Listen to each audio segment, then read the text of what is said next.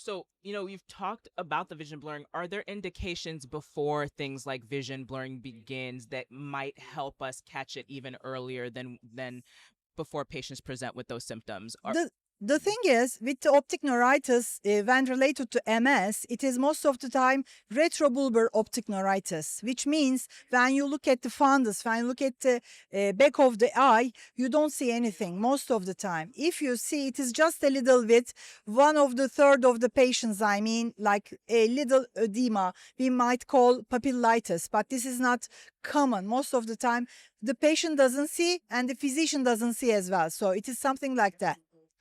In terms of, it is most of the time only pain, extraocular eye movement pain before vision loss. And then the vision severity loss and progression. But if you ask about the red flags, how can we differentiate? This is easier.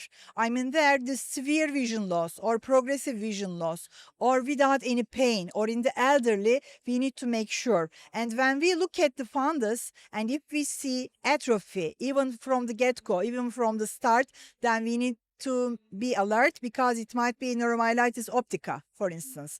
We also have other electrophysiologic evaluations, including visual evoked potentials, VEPs, or OCT. These are all mentioned, ocular coherence tomography, which also help us evaluate the patient, not only for diagnosing, but also for monitoring the disease progression as well.